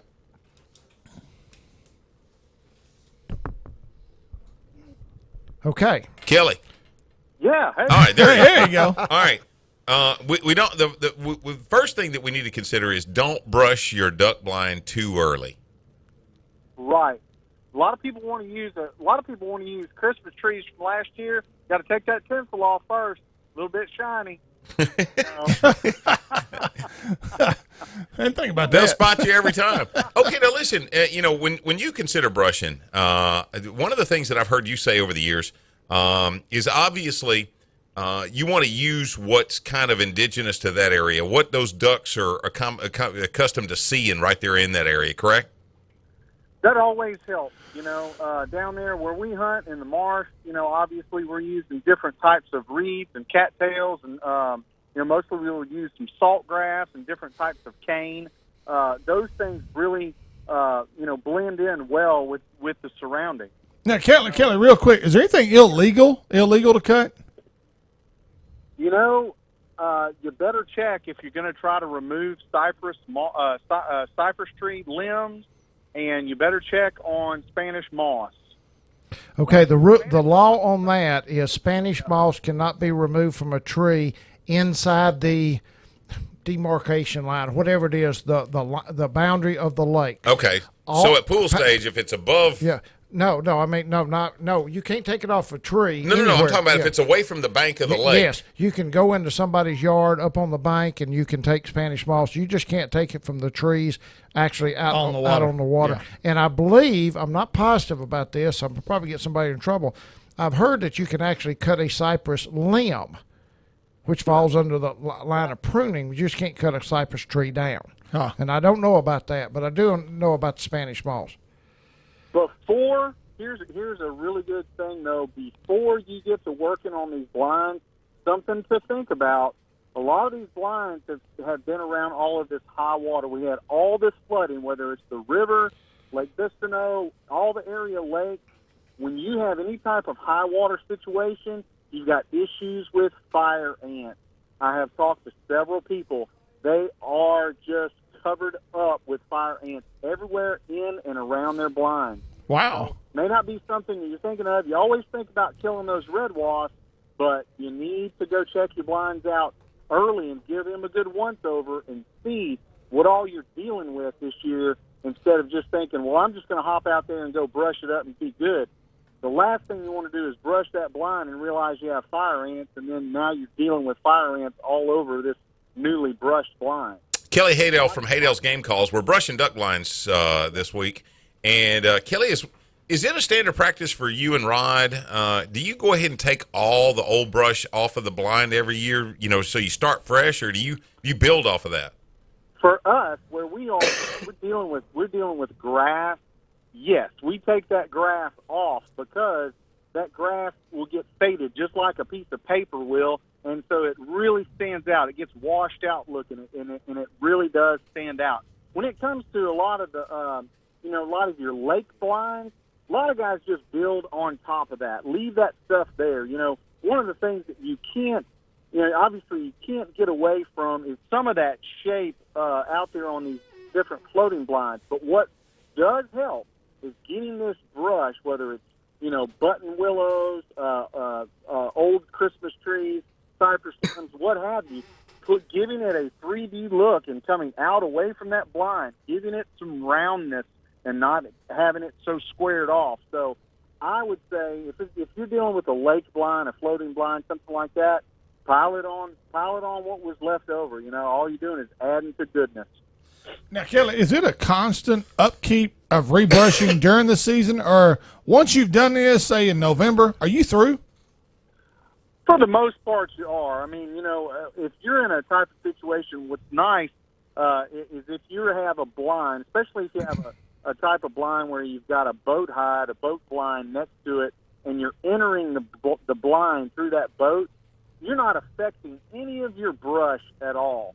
Having a well-trained dog, that helps too. Having a good dog ramp, that keeps your dog off the blind. That keeps people mashing up all of your brush on your blind. Main thing is you want to conceal any of that movement, in your blind. So if you can get that covered and you've got some good cover on your blind and have some 3D look to your blind, you're going to be doing just fine. Kelly, I had the good fortune a couple of years ago to hunt with a young man, Dustin Haggard. And Dustin to me, is probably one of the most natural duck hunters I've ever met. He figures it out better than anybody I've ever been in a blind with. And we hunted in his blind, and he brushed it with pine tops. Mm-hmm. To me, the goofiest thing in the world you could do. I totally hear what you're saying. I have seen that more and more through the years, people using pine tops. Well, his explanation to it was exactly what you said. The pine limbs didn't flatten down like most of the other brush that you could put on there. They stayed fluffed up, and it gave it that three-dimensional look. It didn't just turn out to be like even after you brushed it, didn't look like a box.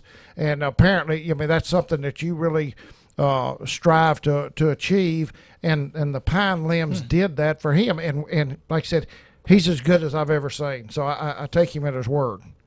Right. You've got to have some texture to that blind.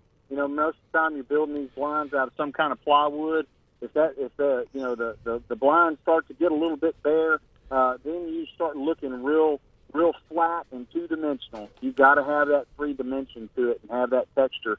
It really helps. It almost you're simulating almost a beaver hut type of a situation. So Kelly Haydale from Haydale's Game Calls. Let's just say that somebody huts bod call. Obviously, you can't have a blind at bod call, but you still want some concealment. What can you do in a situation like that where you're kind of bank hunting? Well, there's some different there's some different blinds that are out on the market, portable blinds. Tangle Free has a really cool panel type blind, but if you're dealing with a situation where you can use what you've got around, I've seen guys turn around and take something as simple as you see the guys that throw away the old cedar fence posts, fence slats. Take a handful of fence slats and throw them over your shoulder, and it doesn't seem like much, and it doesn't have to be a whole lot to it. But shove that fence slat down into the mud. Throw a couple of other limbs on there. Have a little extra, a few little. You might take you a little bit of that camo netting, something to break up your outline, and boom, deal with it. You're ready to go. You got to adapt and overcome, baby. Now, Kelly, what's the best? Let's go all the way back to the start of a duck blind. After you get I'm sure treated lumber is the best thing to use. But what about the wire part? What's the best type of wire to use? What gauge should you look for? I tell people this all the time. A lot of people want to not spend a lot of money. I understand. Everything is an investment as you go on. Wire is an investment, and if you skimp on this, you're going to have issues. A lot of guys like to use the 2x4 welded wire, and we have used it from time to time, but any of the wrap wire, the little bit heavier gauge wire, man, that makes all the difference in the world as far as it lasting and withstanding year after year. Because you're pulling and pushing and jamming brush down into that wire, and those welds are going to pop. Everywhere those welds pop, it's going to start to rust. Mm-hmm. Last thing you want to do brushing a blind is have to leave because you've rammed a piece of wire in your hand and have to go get a tetanus shot. So the heavier gauge wrapped wire, if you can spin the nickels to do it, that's my advice on it. Kelly Haydale's game calls. I'm gonna tell you right now, brother. It's breathing on us. What are we? Is it November? What is it? I think the 12th here. Yeah, I think so. Yeah. And what are you predicting for this year? Good season, bad season? I think that it's going to be a fair season. We've got a good cold front coming next week that's going to help start. We should start to see ducks start showing up next week about that time, especially if that cold front, the timing is right. I'm glad to see that we have water levels that have started to really, really drop.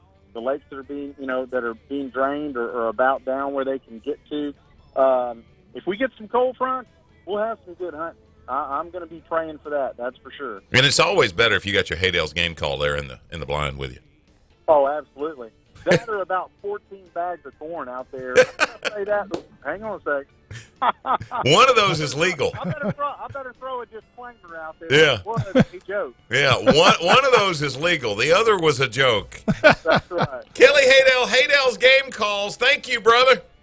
Anytime. Y'all take it easy. All right, Kelly. We're hooking up and tracking down. 11:30, the Tiger. Everybody calls you friend. You don't need an invitation.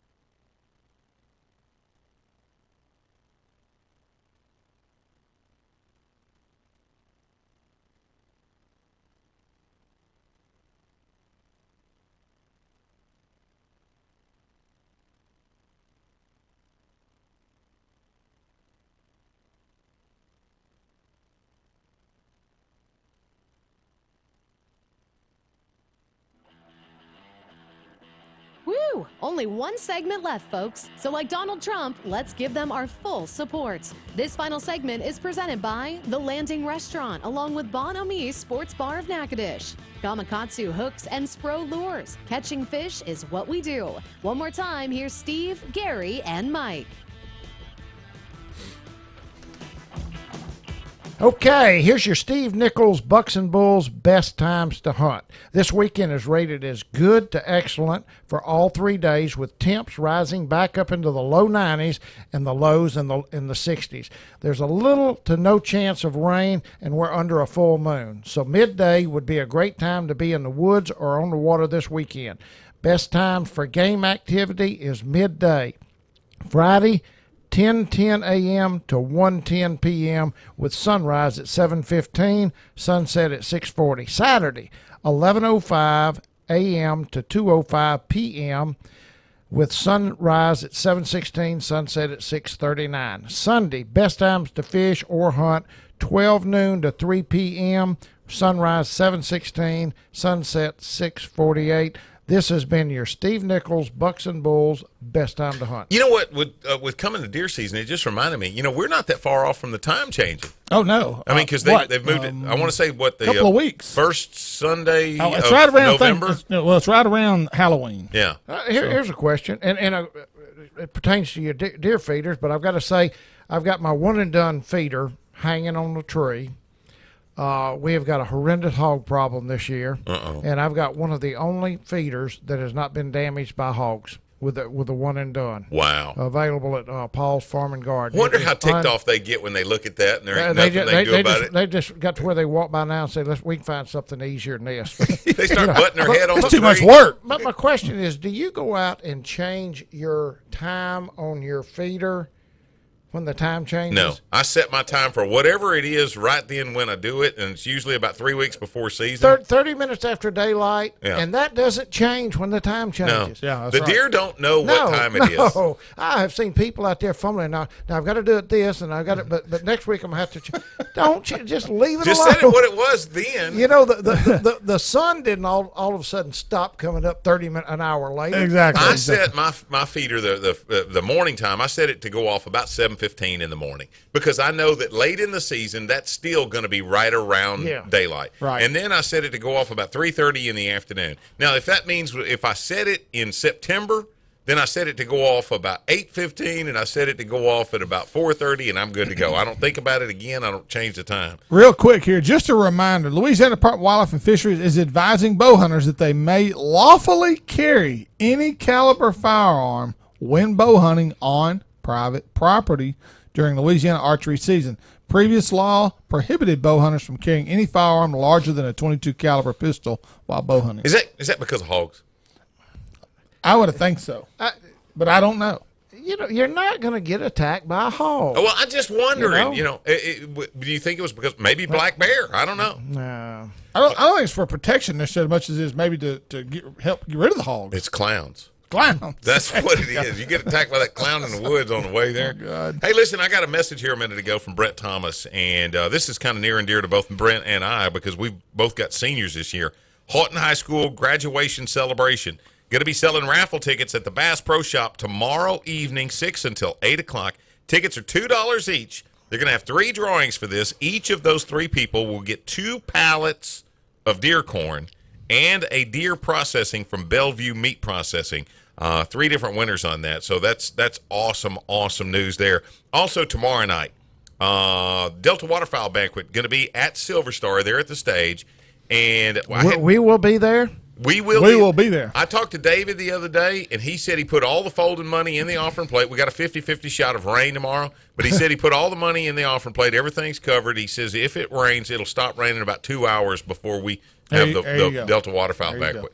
I went to the Johnny Lee concert out at Silver Star at the stage, and it rained, and it was still a great concert. Oh, there's so much area to be able to get out from the rain in that area. So really good stuff there. One of the things I was going to mention, didn't get to interrupt Kelly Haydale, but as far as brush and duck blind, this year with Lake Bistineau being down low, you have got, and this is just the way people think, you've got so much of the trunk of the tree showing now on a lake because the water's down 7 feet, that the majority of your landscape is gray.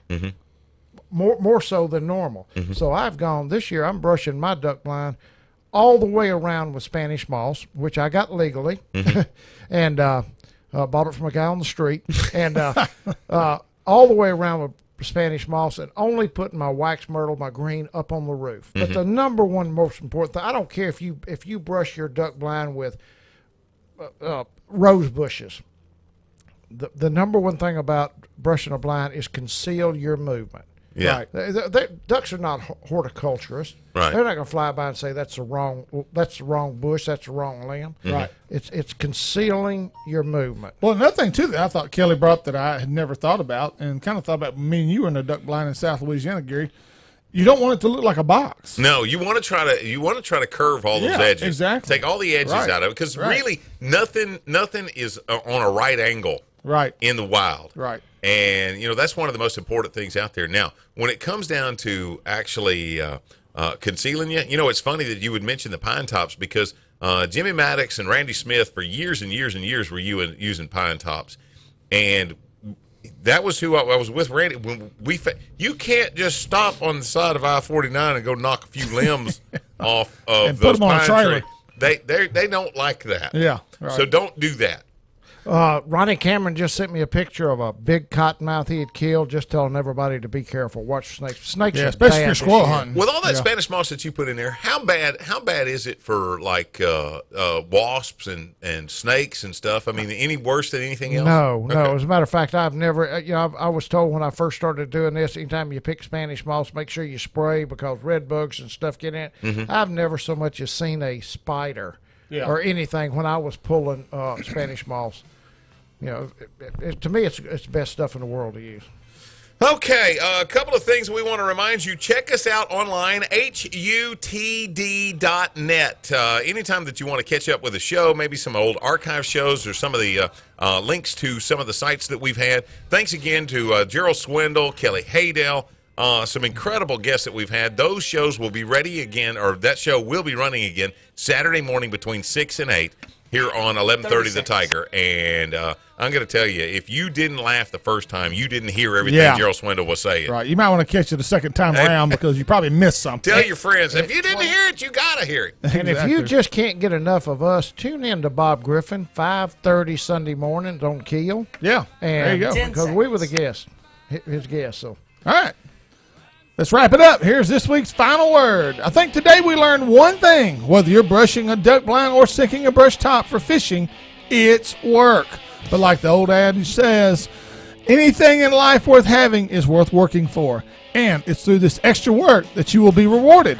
Whether it's mallards dropping into your favorite duck hole or snatching some white perch slabs for dinner, or it might even be catching some great tournament bass off your favorite lake. But next to your favorite pooch, brush tops can also be man's best friend. Thanks for listening. If you missed part of today's show, tune in again this Saturday morning from 6 to 8 right here on AM 1130, The Tiger, for more hooking up and tracking down.